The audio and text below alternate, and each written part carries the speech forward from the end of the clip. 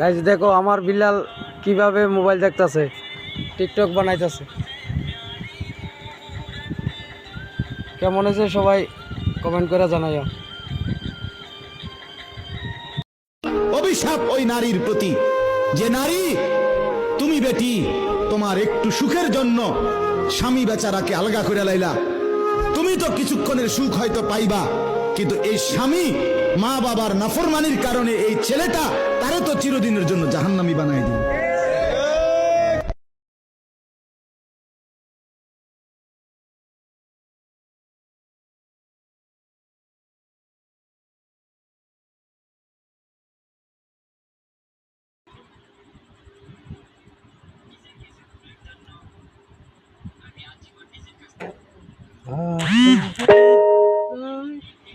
যায় বন্ধু রাতে যায় দুনিয়া।